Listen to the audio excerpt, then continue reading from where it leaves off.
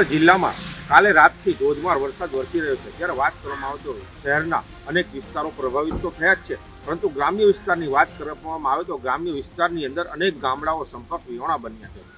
જો લીંબડીનું સમલા ગામ હોય કે વઢવાણ તાલુકાનું દેદાદરા ગામ હોય, એ સંપર્ક વિહોણું બન્યું છે અને ગામની અંદર લોકોના ઘરની અંદર કેળસમાં પાણી ભરાઈ ગયા છે। ત્યારે લોકોની હાલત અત્યારે ખૂબ જ ખરાબ છે અને શહેરી વિસ્તારમાં વાત કરવામાં આવે તો ગણપતિ પાટસર વિસ્તાર છે કે વઢવાણનું કોળી પરવું હોય કે વઢવાણનું ખાંડીપોળ વિસ્તાર હોય, ત્યાં પણ પાણી ભરાયા છે, જેથી કરીને લોકો ભારે હાલાકી ભોગવી રહ્યા છે। અને સુરેન્દ્રનગર જિલ્લાના જે 3 ડેમો છે તે 3 ડેમો હાલ છે તે ઓવરફ્લો થયા છે અને સુરેન્દ્રનગર શહેરી વિસ્તારની અનેક સોસાયટીઓ છે, જે સોસાયટીઓ પાણીમાં ગરકાવ થઈ છે અને લોકોના ઘરમાં પાણી ગરી ગયા છે અને લોકો ઘર વખરી તણાઈ રહી છે લોકોની। અને જે ખુદ ધારાસભ્ય જગદીશભાઈ મકવાણા છે, એ ખુદ આ પાણીની અંદર ઉતર્યા હતા અને પાણી લોકોના ઘરમાં ઘૂસી જતા આ પરિસ્થિતિનો તાગ મેળવ્યો હતો અને લોકોને જલ્દીથી તાત્કાલિક સહાય મળે અને લોકોને આ હાલાકી દૂર થાય તે માટે કલેક્ટરે બેઠક યોજી હતી અને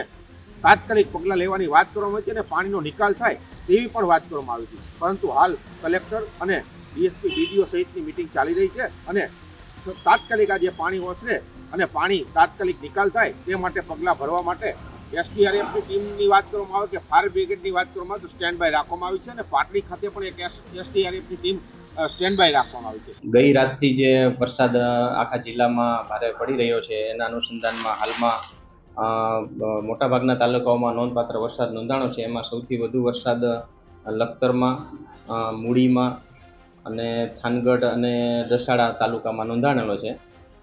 રોડ રસ્તાની વાત કરીએ તો માર્ગ અને મકાન પંચાયત વિભાગ હસ્તકના અત્યારે 28 રસ્તાઓ હાલમાં બંધ છે અને માર્ગ અને મકાન વિભાગ રાજ્ય હસ્તકના 8 રસ્તાઓ અલગ અલગ બંધ છે તાલુકાના।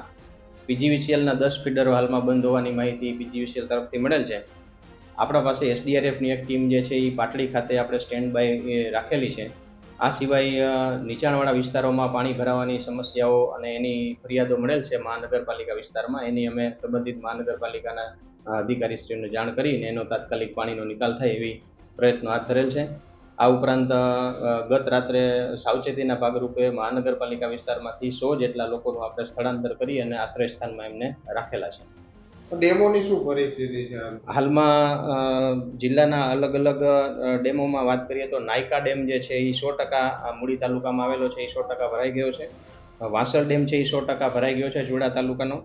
ધોળીધજા ડેમ હાલમાં 80% ભરાયેલો છે અને ત્રિવેણી ઠાંગા ડેમ ચોટીલામાં આવેલો છે, 80% ભરાયેલો છે।